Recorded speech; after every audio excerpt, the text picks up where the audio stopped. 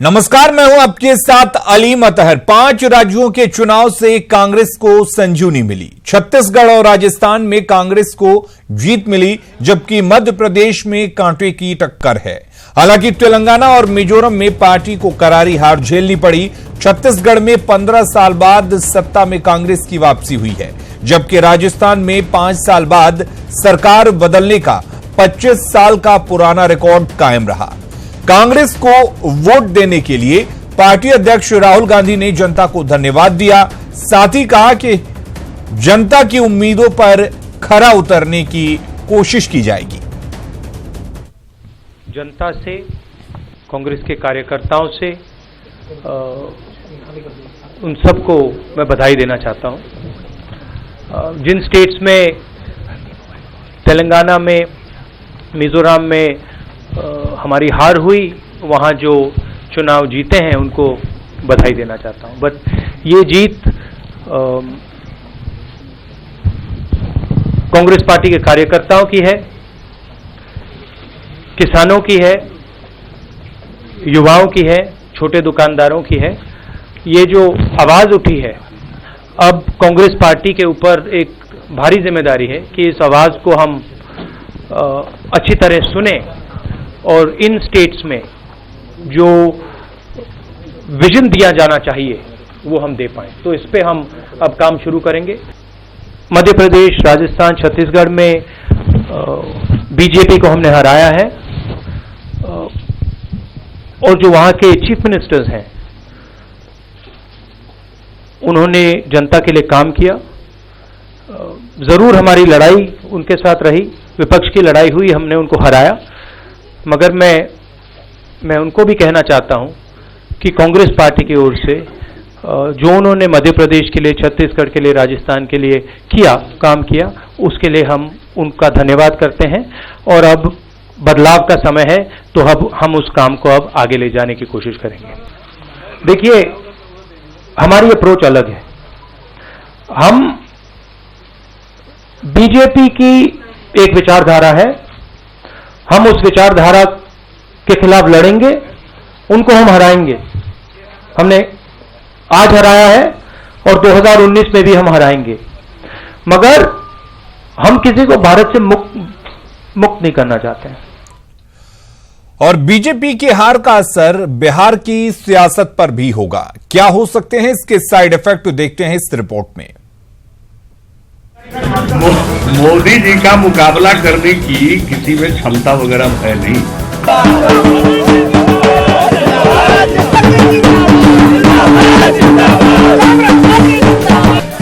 कांग्रेस के जीत का जश्न शराकत आश्रम में मनाया जा रहा है और यहाँ पे देखिए कि कौकब कादरी जो है एक नए अंदाज में आपको दिखाई पड़ रहे हैं।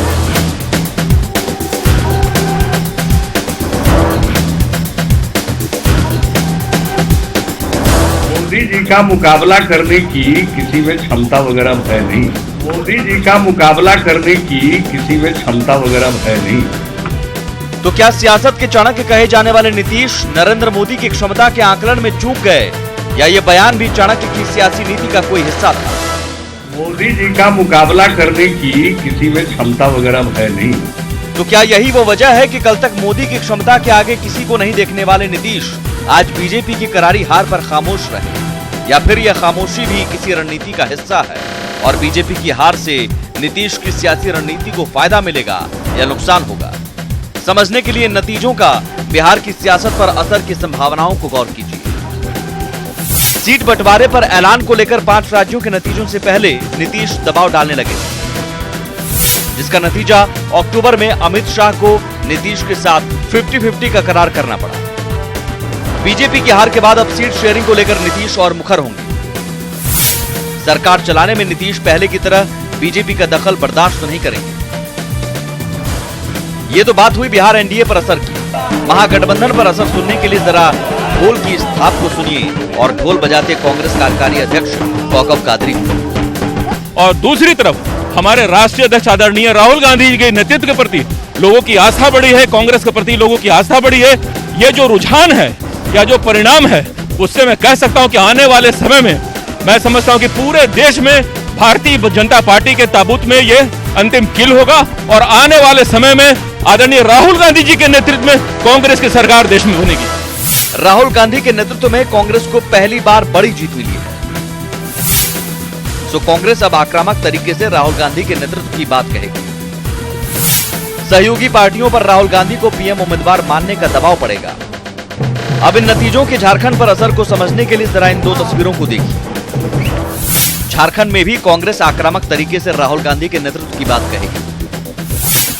सहयोगी पार्टियों पर राहुल गांधी को पीएम उम्मीदवार मानने का दबाव पड़ेगा। झारखंड में जेएमएम के पीछे चलने को लेकर कांग्रेस अब आसानी से तैयार नहीं होगी।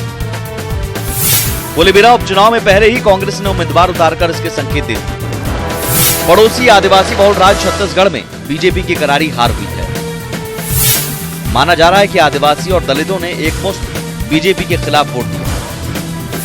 छत्तीसगढ़ के नतीजों से झारखंड में बीजेपी सबक लेगी। Bureau report, news 18।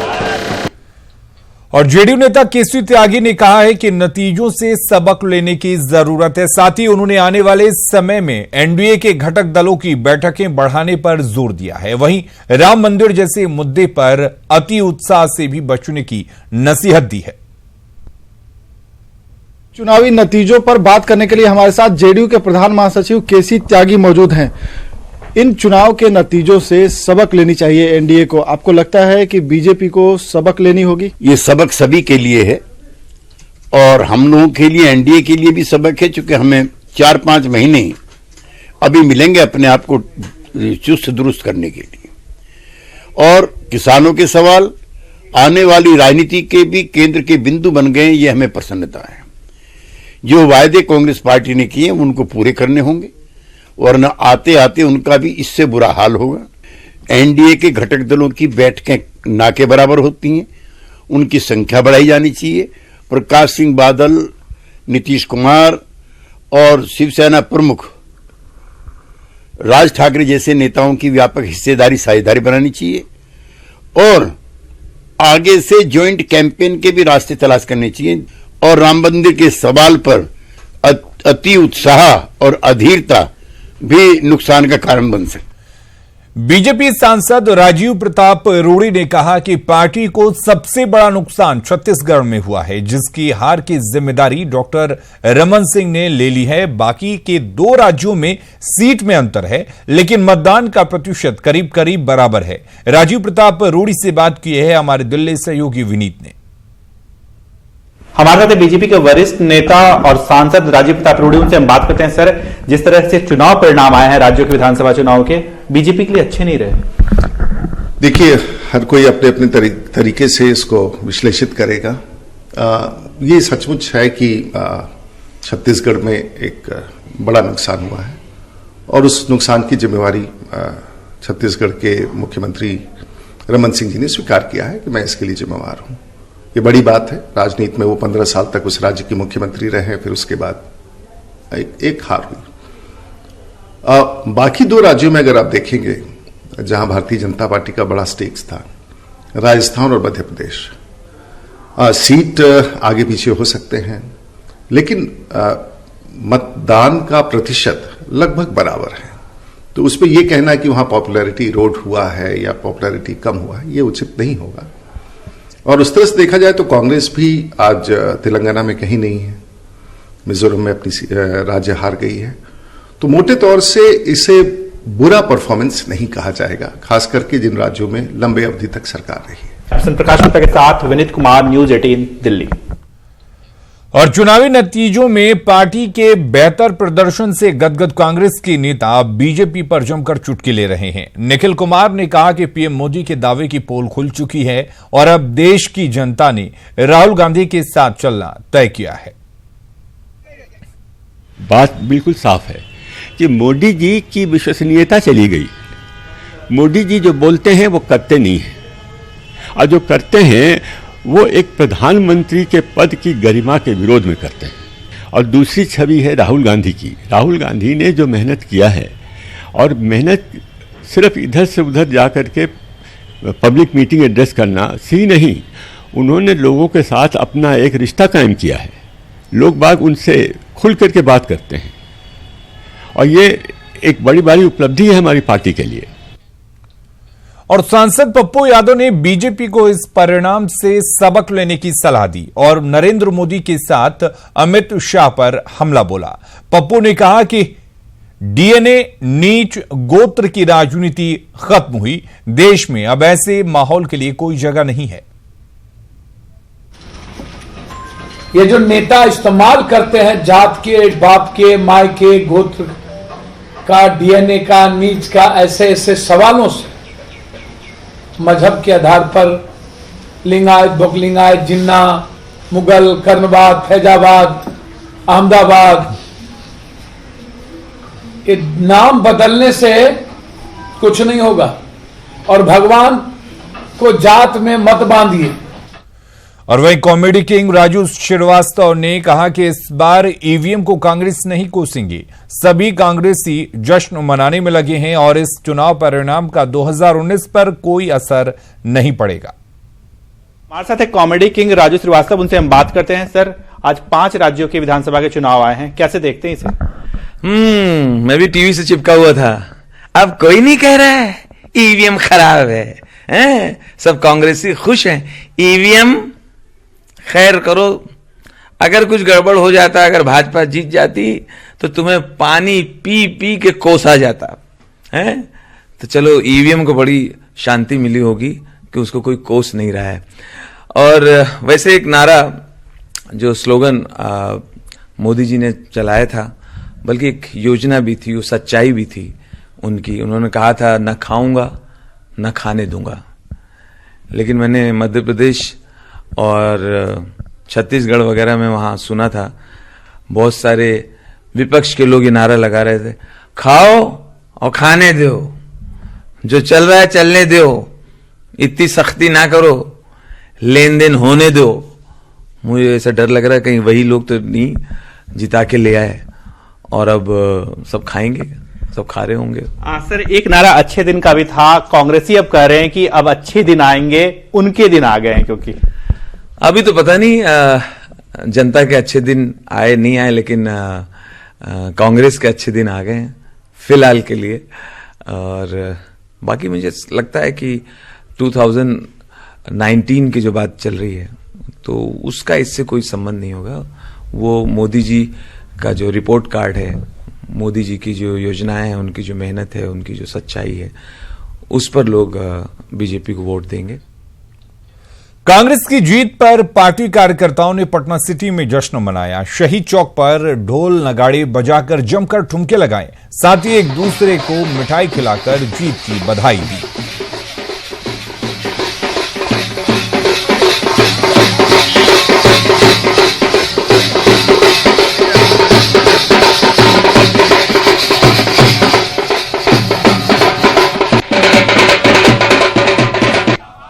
और समस्तीपुर में भी कांग्रेस के कार्यकर्ताओं ने जश्न मनाया। आरजेडी कार्यकर्ताओं ने उनका साथ दिया। पार्टी जिला अध्यक्ष ने कहा कि ये जीत एक झांकी है, 2019 महागठबंधन का होगा।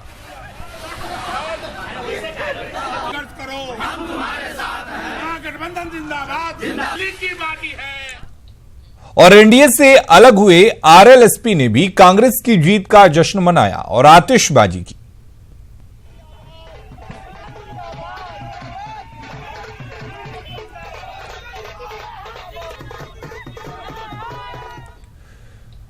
कुछ और खबरों का रुख करते हैं। सीतामढ़ी के बैरगनिया में नाबालिग का शव मिलने से पूरे इलाके में सनसनी फैल गई। आशंका जाहिर की जा रही है कि दुष्कर्म के बाद उसकी हत्या की गई है और शव को रेलवे ट्रैक के पास फेंक दिया गया। युवती 8 दिसंबर से लापता थी।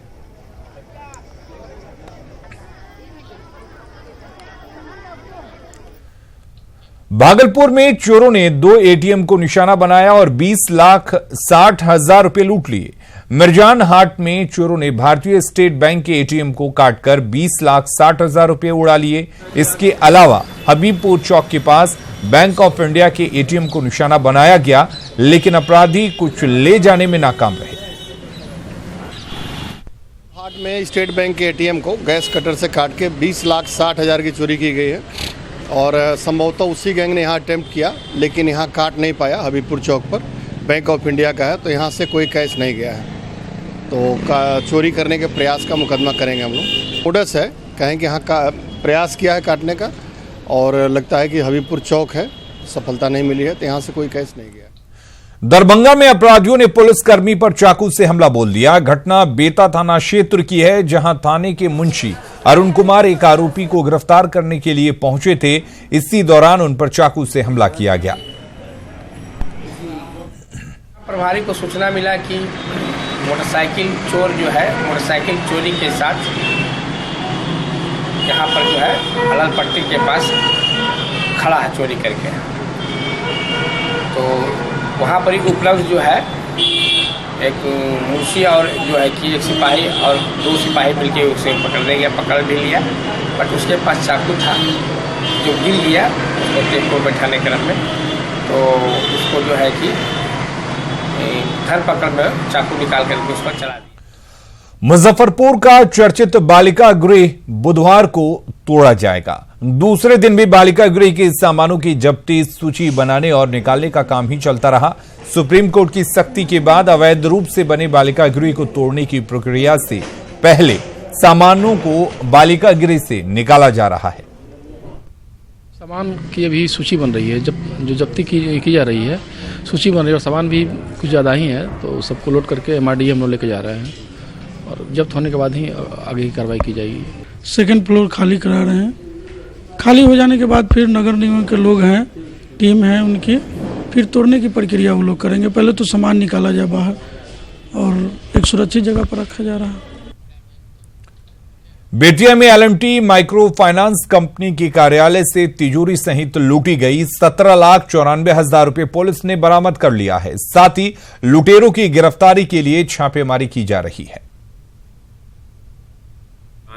ये सभी पैसा पूरा 17,94,000 रुपए और बाकी तिजोरी के साथ में बरामद किया गया। इसमें संबंधित चोरों का भी पता कर लिया है और आगे की कार्रवाई जारी है। इस टीम में जिन लोगों ने भी काम किया उनको आगे पुरस्कृत किया जाए।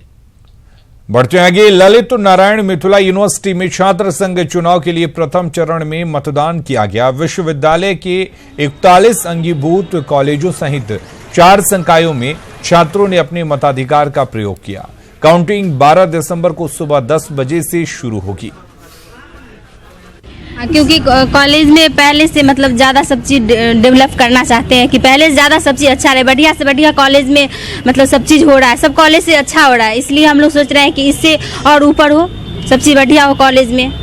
यहाँ पहली बार वोटिंग कर रही हूँ क्योंकि यहाँ हम लोगों का वोट करने का एक ही उद्देश्य है कि यहाँ मतलब और सारे कॉलेजेस होते काफ़ी बेटर काम होता है, बट आगे और ज़्यादा डेवलपमेंट हो, क्योंकि हर जगह डेवलप हो रहा है, तो हमारा कॉलेज भी और ज़्यादा डेवलप हो, यहाँ की जो फैसिलिटी है वो और ज़्यादा हो, तो इसलिए अच्छे से अच्छे कैंडिडेट को चुनकर उसको ही करना। हाँ, यहाँ पर छात्र संघ चुनाव में मैं जानना चाहूँगा कि विषय क्या है, यहाँ पर किन मुद्दे पर आप लोग वोटिंग कर रहे हैं? किन विषय को लेकर के वोटिंग हो रही है? यही कॉलेज उलेज के बारे में, मतलब कि अच्छे से अच्छे हर चीज हो। और भी यहाँ पर छात्राएं जो वोटिंग करने के लिए आए हैं, हम उनसे जानना चाहेंगे कि किन विषयों को लेकर के वोटिंग हो रही है। स्टूडेंट का ताकत दिखाने का। हम क्या स्टूडेंट का क्या ताकत? कि हम लोग मतलब जो चाहे, मतलब कि हम लोग का जो भी अधिकार छीना जा रहा है, हम लोग उस पर आवाज उठा सके। तो कहीं ना कहीं यहाँ पर देखने को मिल रहा है कि छात्र जो है उन्हें वोटिंग को लेकर के उत्साह जरूर है, वो अपने अधिकार की बात कर रहे हैं। अब देखना है कल जब मतदान के बाद मतगणना की प्रक्रिया शुरू होगी, उसके बाद किस संगठन के समर्थन में ये छात्र जो है वोट करते हैं और किनके माथे जीत का सेहरा बनता है, ये देखने वाली बात होगी। वैशाली के महुआ में सीएम नीतीश कुमार ने दिवंगत स्वतंत्रता सेनानी सीताराम सिंह के पैतृक गांव कुशहर पहुंचकर उन्हें श्रद्धांजलि दी। इस दौरान मुख्यमंत्री ने दिवंगत सीताराम सिंह के चित्र पर पुष्प चढ़ाकर अपने श्रद्धा सुमन अर्पित किया। आपको बता दें कि कुछ दिन पहले स्वतंत्रता सेनानी सीताराम सिंह का निधन हो गया था, जो करीब 100 साल के थे। मुख्यमंत्री के अलावा इस कार्यक्रम में कई और लोग भी शामिल हुए।